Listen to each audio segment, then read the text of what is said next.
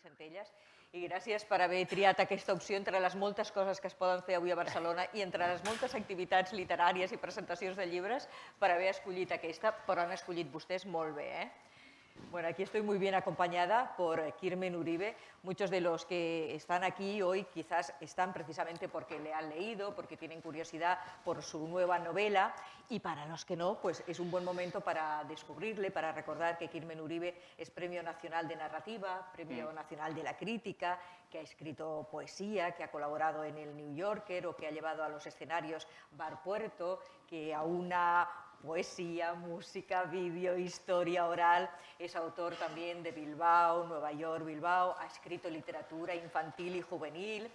En el Arriaga de Bilbao, teatro que aparece, por cierto, en esta última novela, ha actuado aunando poesía y música. ¿Cuántas cosas, Kirmen Uribe? Qué vida tan intensa y tan bien aprovechada.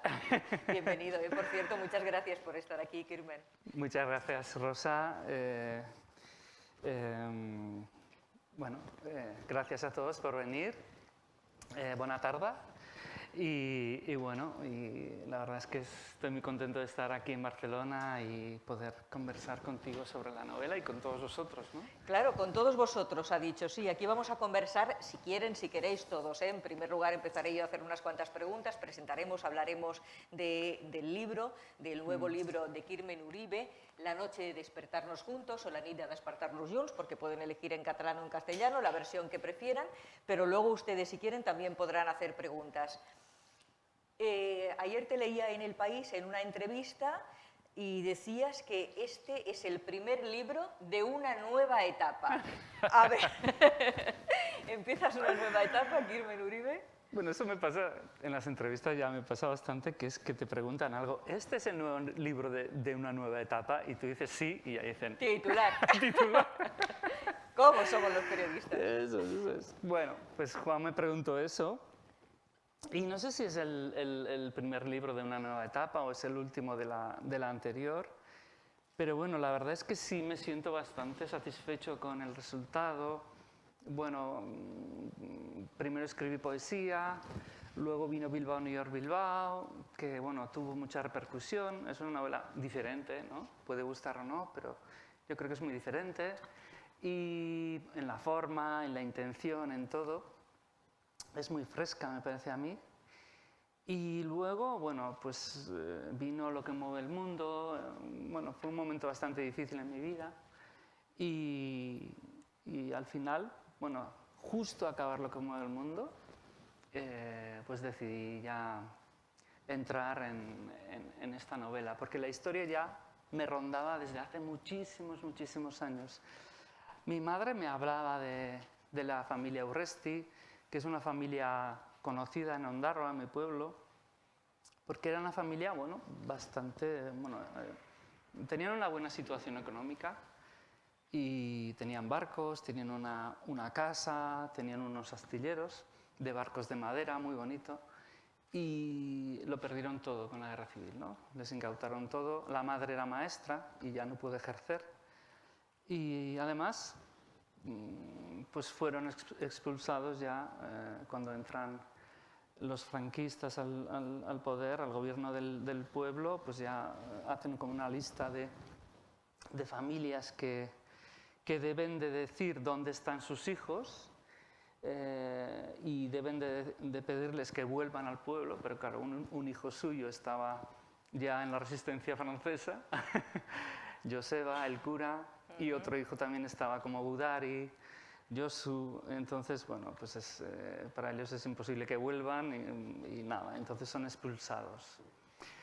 Toda esta historia, más o menos, ya me la sabía, ¿no? Ya me la sabía, más o menos, la historia de Carmele. Luego sabía que había Se hablaba mucho, ¿no? En tu casa, tu madre hablaba mucho de esta historia. Sí, esto es importante. Mi abuela primero hablaba mucho. Mi abuela perdió la guerra y hablaba mucho en casa, ¿no? Contaba mucho, hablaba mucho de la guerra, de la pérdida, bueno, de la cultura vasca, del euskera.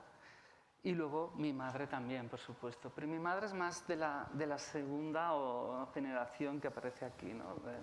De la generación, digamos, del mayo del 68, que luego hablamos si queréis.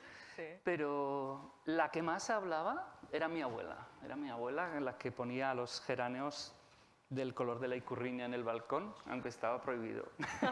Entonces era como muy una mujer con fuertes convicciones. En esta novela hay unos cuantos rebeldes. También. Y que les cuesta caro, pero bueno, son fieles a sus principios. Sí, y yo supe de la guerra y de bueno, digamos, de que mi familia siempre ha tenido una clara conciencia, ¿no?, antifranquista y vasquista, y bueno, eso ha sido bastante natural en mi vida. Y también he conocido a los hijos de Carmel, eran como personas muy allegadas a mi familia, ¿no? Solíamos andar juntos pues muchos fines de semana y jugábamos con ellos. Entonces, bueno, la verdad es que la historia ya me la sabía, pero no me sentía capaz como autor de poder escribirla, ¿no? Entonces, precisamente por eso, ¿no? Quizás porque es una historia que te sabes tanto y dices, bueno, ¿y cómo traslado todo esto? Y sí. es lo que también me gustaría, Quimmer Uribe, que nos contaras un poco, ¿no? Los hechos son de verdad, la práctica totalidad de documentos que muestras también, los personajes son personas como nos estás contando que existieron, el esqueleto de la historia, los sucesos son reales, pero ¿cómo lo transformas en novela? Bueno, pues utilizando procedimientos novelescos, ¿no? En esta novela, a ver, yo tuve la opción de decir, bueno, voy a contar esta historia más o menos, como hacían Steinbeck, como hacía Faulkner y muchos autores, ¿no?, que sabían una historia, conocían una familia y, bueno, cambiaban cositas.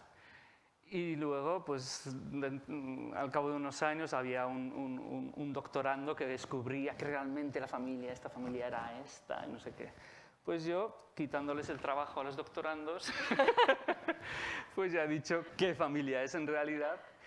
Y a la hora de llevarla a la ficción, lo que he hecho es respetar todos los acontecimientos, tanto vitales como históricos. Y yo creo que eso era muy importante. No he ido a la ficción, no he cambiado los nombres, no me he inventado nada. Los nombres son verdaderos, lo que pasa, todo es verdad, pero tenía la libertad de crear pues escenas, de ordenar la narración como a mí me interesaba, porque el libro, aún relatando cosas de verdad, no es una biografía y tampoco es un libro de historia. ¿Por qué? Porque la narración es lo importante en la novela, ¿no? La narración nos lleva. Entonces está ordenada de manera totalmente novelesca, ¿no? Y se lee así. Si tú traduces este libro a, yo qué sé, a una lengua extranjera y dices que es ficción, se lo creen. Sí, absolutamente. Y te engancha y les enganchará si empiezan a leer La hora de despertarnos juntos. Hay, eso sí, una gran labor de documentación, aparte de lo que tu abuela, tu madre te hubieran contado, luego hay que también ponerse a mirar documentos, tú te has movido por diferentes lugares, te has pasado muchas horas, bueno, no sé cuánto tiempo te has pasado consultando archivos, recabando información, haciendo entrevistas, que ha tenido que ser también un proceso apasionante, ¿no? Porque además, como era una historia que te interesaba mucho y no solo para hacer la novela, ha debido ser un momento bonito también. Sí, hay una cita de Carlos Fuentes que da en la entrada del libro, en el inicio, que dice, conocía la historia pero no la verdad, ¿no? Entonces, a mí me pasaba lo mismo, conocía la historia pero he ido descubriendo más tarde la verdad, ¿no? A medida que he ido investigando sobre la familia, ellos me han facilitado muchos documentos reales, pero luego he ido descubriendo muchísimas cosas. Vas tirando del hilo y una cosa te lleva a otra y a otra. Es que fue increíble. Por ejemplo, no voy a hacer spoiler, pero bueno, el libro empieza con un cuadro, ¿no? Sí. Es un cuadro de Antonio de Zala. Es un autor desconocidísimo, incluso en Euskadi. Del que podrías hacer un libro también, por otra parte, porque tiene una vida... Una vida increíble, amigo de los Delaunay, de Sonia Delaunay y de Robert Delaunay, estudió en París, bueno, un pintor buenísimo. Pierde la visión, imagínense un pintor que durante un tiempo pierde la visión. Bueno, pues empieza con un cuadro de Guezala, que es Noche de Artistas en Ibaigane, 1927. Entonces, es un cuadro, la alta burguesía de Bilbao de 1927, imaginaos, Bilbao era una ciudad riquísima, entonces están con sus frac, con camareros pasándose bandejas. Luego hay un grupo de jóvenes disfrazados y era una escena nocturna pintada, una escena de los años 20. Y si haces el zoom, si cierras un poco el zoom, ahí en el fondo hay un grupo de jazz tocando. Y detrás del piano está tocando un trompetista. Y ese es el Y protagonista. ahí está nuestro hombre.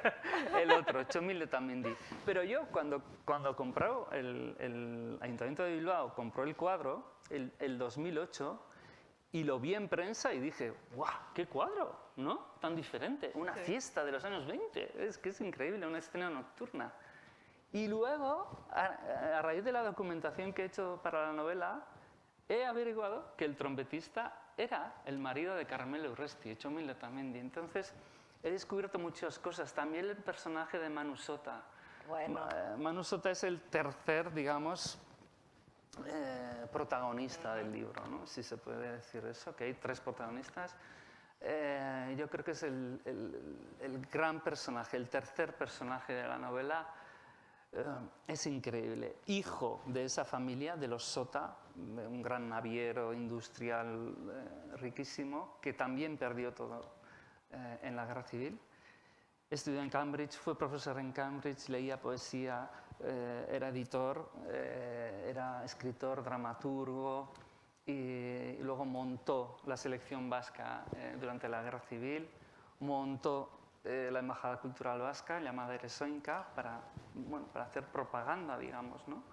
de la República y del pueblo vasco por Europa. Entonces, es un personaje increíble, es un personaje muy libre, además, me gusta mucho. No tenía ninguna atadura, pero también muy fiel, ¿no? a su causa, al presidente Aguirre también. Y he ido, pues eso, descubriendo personajes. Bueno, luego Manu Sota es destinado a Nueva York por el gobierno vasco para montar allá la oficina del gobierno vasco en Nueva York. Pero Bueno, ¿y claro, ahí con quién se relaciona, por ejemplo, en Claro. Nueva York? ¿Cómo entra en todo el circuito Sí. literario, cultural? eso es maravilloso. Sí. Sí, es que sí, montaron la oficina del gobierno vasco, que era un nido de espías, vamos. y allá se relaciona con los ingleses, con los servicios secretos ingleses, con los servicios secretos americanos más tarde, pero con conexión directa con la administración Roosevelt. Tenían conexión directa con Bill Donovan, que era el director de lo que luego sería la CIA, con el vicepresidente Wallace. Entonces estaban como muy bien relacionados, pero no solamente políticamente, sino con escritores de la talla de Hemingway, de Thomas Mann, bueno, en fin, que también andaba por ahí, de Zweig, que andaba por ahí, bueno, autores maravillosos que a mí me gustan mucho, ¿no? Y decía, pero ¿estos qué hacían aquí con estos? O sea, entonces Manu Sota también es un personaje que a mí me gusta muchísimo y que he descubierto. Conocía su nombre, sí, pero poquito. Y he descubierto a raíz de la novela, porque dices, un personaje así y es el padrino de la hija de Carmela y de Txomin. Es increíble, es increíble. Todas las conexiones que se establecen entre una mujer que yo conocí mediante mi madre en Ondarroa, cuando era mayor, tenía 80 años. Me quería contar su historia y yo no le hice caso. Y al cabo de muchos años empiezo a investigar y digo, pero esta señora estaba cerca de Roosevelt, ¿por qué es esto? Sí. Entonces, bueno. Sí, seguiremos hablando de Roosevelt, de Manu Sí. Sota, Sí. bueno, y de todos esos personajes, y sobre todo yo quiero conocer más a Carmele, a Txomin, a Carmele es el Iguerne. centro. Sí, hablaremos, pero ya que hablabas de Nueva York, que está tan presente en tu vida de una manera o de Sí. otra, te documentas, etcétera, etcétera, y luego te vas a escribir parte de la novela en Nueva York. Sí, estuve unos meses en la Ledyard House, que es una residencia de Nueva York, de escritores, bueno, que te tienes que presentar, bueno, haces ahí, es como una especie de beca que te dan, y me admitieron y, bueno, fui allá, me pagaron en el viaje, todo, fue, bueno, una maravilla. Y estuve allá escribiendo no es Nueva York, está en el estado de Nueva York, está en Hudson, que es donde vive, es un pueblo como muy guay, muy cool, muy hipster, donde vive Abramovich, la artista serbia, Sí. y también Jim Jarmusch, O sea, que Ajá, bueno, no está mal, ¿eh? Bueno, ¿y cuánto tiempo estuviste? Ir a ver una cerveza y está ahí Giña. ¿Y cuánto estuviste ahí? 2 meses. Joder, qué Sí, bien, qué bien, qué bien viven algunos escritores en algunos momentos. Bueno, la hora de despertarnos juntos. Luego, si quieren, insisto, podrán hacer preguntas también al autor, pero vamos a ir presentando, ahondando en la personalidad, por ejemplo, de Carmele, esa mujer inteligente, guapa, casada con Txomin, una mujer que se va en un momento dado sola a Venezuela, deja en España a 3 hijos, se reencuentra con ellos mucho tiempo después. Qué mujer tan interesante. Bueno, Carmela es el centro de la novela, es la fuerza que mueve la novela, ¿no? Es increíble. A mí es que pensar que había mujeres así, que las hubo, por supuesto, no era única, también las habría aquí en Barcelona, estoy convencidísimo. Pero bueno, pensar que ya con 20 y pocos años ya era independiente económicamente, porque era ¿Estamos enfermera. hablando de qué año? 36. Fue una de las primeras enfermeras en el hospital de Basurto de Bilbao que no era monja. Todas las demás enfermeras eran monjas y ella era, ¿no? Ella no era monja.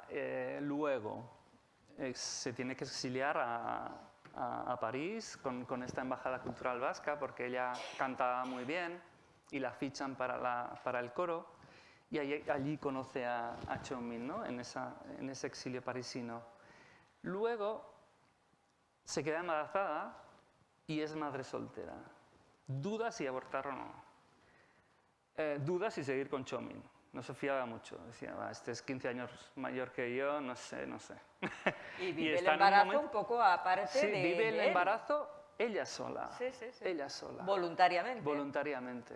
Entonces, sí, el otro le hace visitas y eso, pero bueno, está como dudando, ¿no? Quiere un tiempo para ella. Luego tiene la hija, luego el segundo hijo lo tiene cuando entran los nazis en París y luego en Francia. 2 semanas antes ya logran huir, pero poquito antes, a Caracas. Están en Caracas, nace el segundo hijo. Luego Aguirre. ¿Estoy contando igual mucho o no? Bueno, sí, esto se puede decir. Eso lo tienes que decir tú, pero en cualquier caso, una cosa también es lo que contemos ahora y otra el placer de sumergirse en las 400 y pico páginas y todos los detalles y la manera de narrar que tiene Kirmen. O sea, que yo creo que una cosa no quita la otra. No. Bueno, pues Aguirre cuando va de visita a Caracas ya había hecho un trato con la FBI, con la FBI y con la OSS, un trato de que un ejército de vascos, que le seguían fielmente, ahora estaría bajo mando de los americanos para luchar en Europa contra el fascismo, ¿no? Entonces, él le dice, bueno, Aguirre ya lo conocía desde antes, y le dice, Txomin, bueno, le convence, bueno, te necesito y bueno, a ver si quieres juntarte a la resistencia, y él se junta junto con Carmele, porque Carmele también tuvo un papel en la resistencia, aunque no tan activo porque tenía hijos. Vuelven a Barcelona, están aquí una temporada, luego vuelven a Bilbao, pero bueno, Txomin está como aparece, desaparece.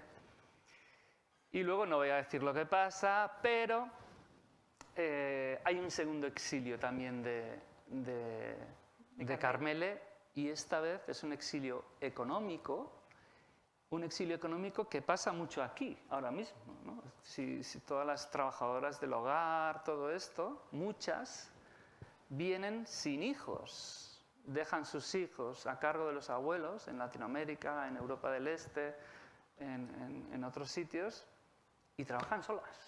Y ahora es por lo que menos hace pueden Carmele. Comunicarse por teléfonos, por internet, etcétera, etcétera. En aquella época no había esa comunicación continua, eran las cartas. Eso es. Y imaginaos, porque la novela se inicia con este momento tan trágico de cómo Carmele vuelve a irse a Venezuela y que Ernest, su hija, explota, ¿no? Dice, guau, ¿qué es esto? O sea, me quedo yo sola aquí, ¿nos dejas aquí solos? Bueno, la niña Ikerne, como decíamos, era una rebelde. Ella en el cole, por ejemplo, ¿qué hacía? ¿Cuál era su comportamiento? De entrada ya lo que hacía era defender su nombre. Ella se llamaba Ikerne y ya está. Sí, porque le querían cambiar el nombre, querían poner el nombre en castellano y ella se negaba. Y luego cuando se va su madre, y así empieza la novela con esta escena tan cinematográfica también, pues la madre le deja pues sellos y sobres para escribirle, ¿no? Para mandarle cartas a Venezuela. Y ella luego se va a confesar, tenía gafas, con los sellos de Franco, pero o sea, para abajo, o sea, y llenos de esto, ¿no?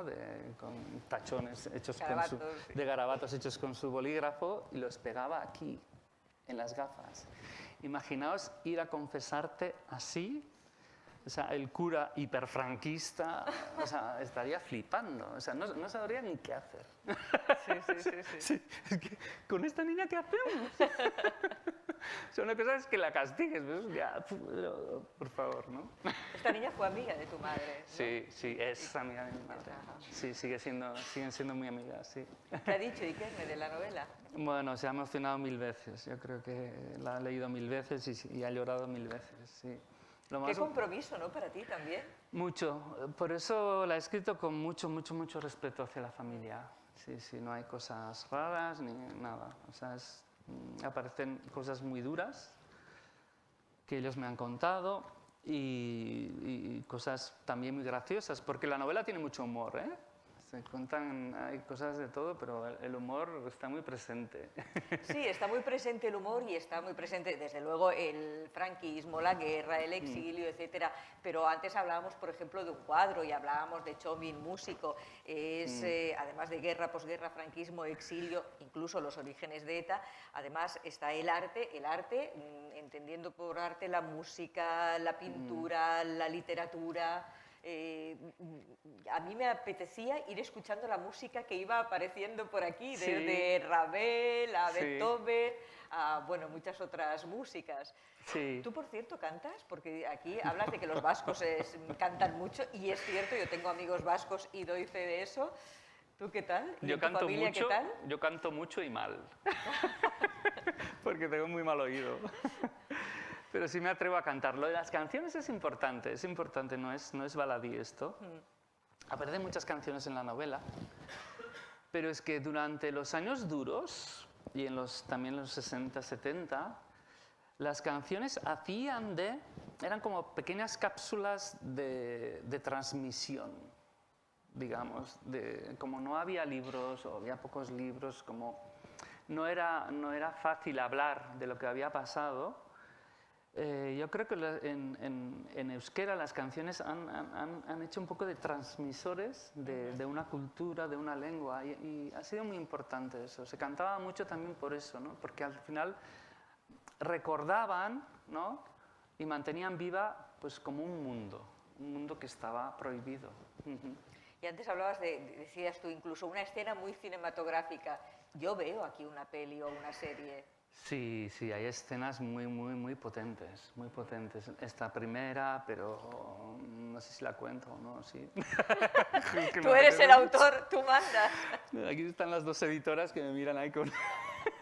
Bueno, hay que vender el libro, cuidado. A ver si lo contamos todo hoy. No, hay una escena, venga, la cuento, venga, que es... Bueno, ¿quieren que la cuenten o no? Bueno, hay una escena que es hiperpotente. Hay varias, hay muchas muy de cine, ¿eh? Pero es la escena del barco, ¿no? Es increíble. Es el abuelo que perdió todo, que sus hijos estaban exiliados, su mujer. Me acuerdo de una peli de Zhang Yimou sobre una mujer que iba al ayuntamiento y estaba siempre como haciendo instancias para pedir algo, ¿no? Y volvía. Pues esta es la madre, que no es madre biológica, pero era su madre, Carmen, la segunda mujer de Francisco, su padre. Pues solicitaba, por favor, bueno, ya han pasado años, quiero volver a ser maestra, quiero volver a ejercer, pero una y otra vez, y no le daban nunca el permiso. Siempre había informes malos, ¿no? No del cura, que yo creo que tenía, con el cura tenía buena relación al final, pero sí del alcalde, del jefe de la falange, bueno, en fin, que siempre decían, no, peligrosísima, nacionalista, no sé qué, no sé cuántos, todo esto. Y aparecen los informes también ahí. Sí. Entonces, ella no podía ejercer, y la última vez que recibieron el no, en esa época, además, habían requisado sus barcos, pero de una manera muy cruel, porque los barcos de Francisco, que era el padre de Carmela, repito, no estaban en el agua, estaban en con una especie de rampa, ¿no? En tierra. O sea, eran como una especie de... para él, yo creo, ver su propio barco en tierra todos los días, y ver cómo se estaba pudriendo, porque tampoco lo podía pintar ni nada, era un gran sufrimiento. Entonces, una noche de San Juan, una tarde de San Juan, además la escena está contada desde la mente del abuelo. Yo estoy muy contento con esa escena. Entonces, lo que piensa él, le mete gasolina a todo su barco y enciende fuego la noche de San Juan. Y, claro, y todos los niños empiezan a gritar de alegría, claro. ¡Qué hoguera!, ¿no? Pero él fue esa noche la que realmente durmió tranquilamente, ¿no? Dijo, bah, he quemado el barco y voy a dormir tranquilamente. Y los niños ahí saltando. Y bueno, es una escena muy de cine, una escena de mucha rabia contenida, ¿no? Como él estuvo luchando años para sacar a flote ese barco, y después dice, bah, voy a quemarlo. Bueno, sería Increíble. cara de hacer la película o la serie, la producción ya la veo un poquito cara por los viajes, por todo esto, pero bueno, No, pero ahora hay ojalá alguien se anime y lo haga. Sí se pueden hacer trampas. Hay mucho truco, ¿no? Exacto. Se puede incluso simular que se está en Caracas y no necesariamente No. ir a rodar allí. No, Bueno, Tenerife y Caracas pues, son casi lo mismo. aquí dando ideas, ¿eh? Ya, ojalá. Hablemos también de Txomin Letamendi, hablemos más de Txomin Letamendi, la pareja de Carmele, como hemos dicho, músico, trompetista, mayor que ella, Sí. músico y espía, torpe. Torpe, sí, macala. Exacto. ¿Por qué era torpe? Porque Carmele era muy activa y muy... Yo creo que era una persona como muy rigurosa, ¿cómo es esto? Que le gusta hacer todo bien. Exigente, meticulosa. Sí, muy meticulosa, y el marido pues no lo era tanto, ¿no? Era un artista al final. Sí. Pero es increíble saber que él estuvo en la Orquesta Sinfónica de Bilbao, tocó con Ravel Sí. en Bilbao, tocó con Rubinstein en Bilbao. Luego hizo un viaje de estos muy bohemio a Nueva York, eso también lo puedo contar porque fue la familia me decía, sí, pero tocó en Nueva York también, porque nuestra madre nos decía que sí, que había tocado en Nueva York. Pero no en cualquier sitio de No en Nueva cualquier York. sitio. Atención, atención. En el Carnegie Hall, pero yo decía, pero ¿cómo que se fue a Nueva York? ¿Lo llevó Manu Sota, que era pudiente y todo esto, que era rico? ¿O qué pasó? Entonces descubrimos que el nombre de Txomin Letamendi, Domingo Letamendi Murúa, aparecía en una lista de pasajeros de un barco, que era el Alfonso XIII, que hacía el trayecto Bilbao-Nueva York. Había trayecto Bilbao-Nueva York y todavía estamos esperando que pongan el avión, ¿eh? Bilbao-Nueva York, que no hay. Entonces sí. Entonces apareció una lista, pero aparecía en la lista no de pasajeros, sino de trabajadores del barco, ¿no? Y ponía Domingo Letamendi Murúa, musician. O sea que fue gratuitamente a Nueva York el año 1927, justo el año de la fiesta, por la cara, vamos, porque él tocaba en la orquesta del barco del transatlántico que iba a Nueva York, ¿no? Bueno, tuvo Como la esos orquesta del momentos, Titanic, más o menos, algo así. tuvo esos momentos felices y luego tuvo momentos durísimos porque pasó por Sí. diferentes cárceles, por Sí. Carabanchel, por La Modelo, estuvo en los calabozos de Villa Laietana. Sí, sí, buah, eso ya es muy duro. Es sí, la brigada político-social de la Vía Laietana, sí, sí. De infasto recuerdo, yo creo que para muchos vosotros, ¿no? Bueno, y hay gente que todavía cuando pasa por ahí Sí, le da- tiene que sí, cambiar de acera, de acera, ¿no? no se ha Sí. superado. Sí, bueno, bueno, leerlo, pero bueno, fue detenido aquí y fue llevado Lo a... he tenido aquí porque era espía, es que Era se espía, metía era en espía. unos... Bueno, fue espía en diferentes sitios y fue destinado al final a Barcelona y fue detenido aquí. Bueno, es muy bonita también la relación que hay entre la resistencia vasca y la catalana, que aparece mucho, mucho, mucho en la novela. Cataluña aparece mucho. Sí. Aparece la relación entre Companys y Aguirre, cómo se juntan en París y hacen una fiesta juntos, donde están Carmela y Chomin. Y hay documentos gráficos, ¿verdad? Hay documentos este encuentro entre gráficos. Companys y Aguirre. Sí, sí. Luego Companys es capturado por otro bilbaíno, por acción de otro bilbaíno, que era José Félix Lequerica, que había sido amigo de Aguirre. Es increíble, pero era franquista. Y por orden de Lequerica capturan a Companys. Pedro Urraca, lo conoceréis, el policía lo captura, Sí. y lo fusilan en Montjuic. Y por eso es que Aguirre ya sale por patas y de repente, en un viaje así un poco loco, aparece en Nueva York. Pero bueno, a ver, Chomin, ¿no? Sí, estábamos hablando de Chomin, sí, sí. Chomin, la figura de Chomin es de otra manera, no sé, yo creo que era un poco artista, era un poco ingenuo también, ¿no? En Sí. el buen sentido de la palabra, creo yo, idealista.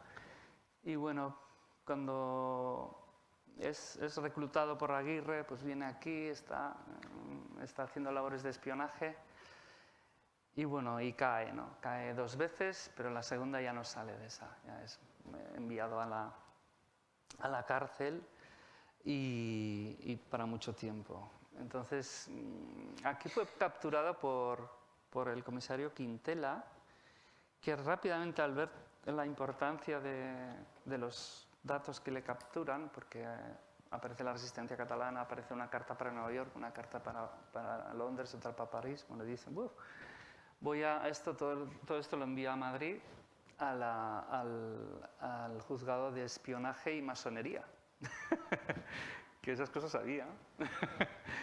Y no hace tanto. Y el juez instructor era Eymar. Ahí tengo un chiste porque Eymar es uno de los... Bueno, es un tío que da mucho miedo. Pero leer la novela, ¿por qué? Pero cuando estaba escribiendo la novela, mandé la primera versión a José María Sassi, mi traductor, y me dijo, aquí no has puesto Eymar, has puesto Neymar. ¿Es porque el Atleti ha perdido con el Barcelona? ¿O? No. Bueno, está bien ciertamente que se cuele el humor, porque además viniendo de donde veníamos y El de lo que estábamos subconsciente me tratando. traicionó un poquito. Sí. Ya que estamos en Barcelona hablando de fútbol y ahora volvemos Sí. a la política, sí, aparece Companys y aparece otra persona también muy importante aquí en Cataluña, que es el historiador y miembro del Consell Nacional de Cataluña, que es Josep Benet, y que también Sí. tuvo relación con nuestro Chomin. Sí, tuvo relación con Chomin y además son estas cosas que vas descubriendo, ¿no? Porque vi que en una entrevista Benet mencionaba a Chomin, me lo dijo Ikerne, su hija, ¿no? Que un historiador catalán, pues en una entrevista mencionó a mi padre y realmente no sé por qué. Entonces empecé un poco a investigar. Luego Pilar me puso en contacto con Jordi Amat, también hablé con Antoni Batista y un poco entre todos, pues fuimos como como descubriendo el porqué de esta relación. Y es que Josep Benet, cuando cae Txomin Letamendi, Josep Benet es capturado también, porque formaba parte del frente universitario, ¿no? Era un chico joven, pero estaba en la resistencia catalana y es capturado. Y a partir de entonces a Benet se le abre como una vena de querer investigar, ¿no?, sobre Letamendi. Entonces yo cuando entro al archivo que fui al Archivo Nacional aquí en Barcelona, entro en los papeles de Benet y veo una carpeta así que pone Letamendi. Y digo, ahí va, si me ha escrito la novela este. Entonces, 200 páginas de todo, todo. La detención, el porqué de la detención, la ficha policial, todo el paso por la cárcel, lo que metió en la cárcel, abrigo, zapatos, no sé qué, todo, todo, todo, todo. La carta que escribió Txomin al PNV, clandestina por supuesto, todo, todo. Y además la relación también, o sea, cómo funcionaba la resistencia catalana, sus informes, la relación que tenían con la vasca y con la de Madrid, que también había un grupo muy potente en Madrid, la Junta de Resistencia se llamaba, que estaban todos los partidos antifranquistas, todos juntos, y habla de todo eso, Benet, habla de todo eso. Y de la fascinación que tenía él por Joseba Rezola, que era el jefe de la resistencia vasca interior, y es bonito. Os voy a contar una anécdota de Rezola, porque es muy bonita. Rezola fue capturado en Madrid, en una redada. Entonces es llevado a San Sebastián para interrogarle, le quieren interrogar ahí, claro, ¿no?, para sacarle pues, lo que se pueda. Entonces, cuando están llegando a San Sebastián, otro de la resistencia vasca, que se llamaba Lucear, entra al vagón haciéndose el borracho y cantando unos versos, ¿no?, pues como si estaba borracho y cantando, ¿no? Y en esos versos le está diciendo a Rezola, salta en la siguiente estación antes de que pare el tren, que te vamos a llevar a Francia. Qué bueno. Y claro, como los guardias no se enteraban de nada, pensaban que era un borracho, Rezola huyó así. Entonces está lleno de... Bueno, y luego es que hay muchísimas cosas preciosas, y de cine, pero de cine italiano. Por ejemplo, cuando les piden... Los vascos hacían mucho de correo, ¿no? Los servicios secretos vascos eran como el correo de todos. O sea, incluso llevaban ministros socialistas de Madrid a París, o sea, ocultos. Y también miembros de la resistencia catalana llevaban y traían cosas. Entonces, hay un envío urgente de Bilbao a Madrid, ¿te acuerdas? Sí. Y les dicen los ingleses, oye, los servicios secretos ingleses que estaban en Bilbao, les dicen a los vascos, oye, hay que mandar esto a Madrid, pero ya. ¿Y tenéis cómo mandarlo? Y les dicen los vascos, sí, por supuesto, no hay ningún problema. No hay ningún problema.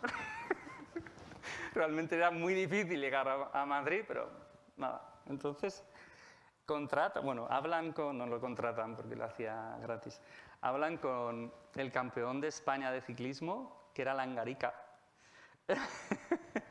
Y le dicen, oye, Langarica, ¿tú irías a Madrid en bici? Y Langarica lleva el sobre de los ingleses a Madrid en bici. Tardaría, un par de días, pero bueno, Sí, llegó. sí. Bueno, por esta y por muchas, muchas razones más vale la pena leer y disfrutar de La hora de despertarnos juntos o La hora de despertarnos junts, que hoy estamos presentando aquí en la Biblioteca Agustí Centellas, y la verdad es que es un placer escuchar Gracias, a todos los... Rosa. No, de verdad, que te lo digo sinceramente. Y además conocer esta historia, que yo creo que no es suficientemente conocida, la de algunos vascos, los que aparecen en tu novela, pero muchos otros vascos que huyeron, que cruzaron la frontera, que se dedicaron a difundir la cultura y el deporte vasco por el mundo. Sí, y a mantenerlo vivo, ¿no? Sí. Ahí aparecen personajes muy, muy interesantes, como el propio Koldo Michelena, ¿no? El mayor lingüista de la cultura vasca ha sido Luis Michelena, Koldo Michelena, y él fue gudari, estuvo en la cárcel, luego se metió en los servicios secretos y luego en la cárcel ya empezó a estudiar. Y bueno, y se convirtió en el gran lingüista que fue, ¿no? Entonces aparece esta serie de personajes y todo el trabajo que hacen para que la lengua se mantenga viva.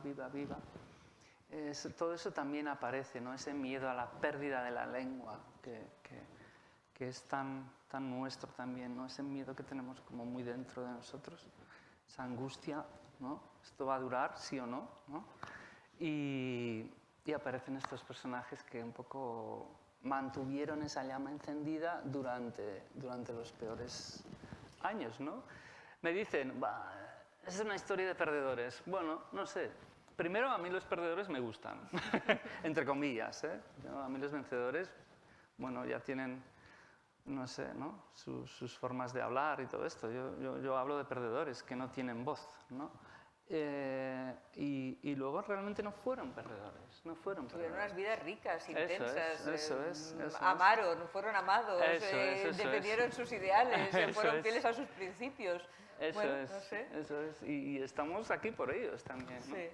Así que bueno. Yo creo que muchas personas te van a agradecer este libro porque das voz y protagonismo a los vascos que fueron borrados del mapa tras la guerra. Sí, esa parte es muy dura. Hay que leerla. Pero, mira, ya dándole vueltas a esto, a mí, no sé, en casa siempre me decían que hay que luchar, ¿no? Mi madre es muy feminista, bueno, ¿no? Y siempre me decía, bueno, pues hay que luchar en la vida, ¿no? Y me ha educado así.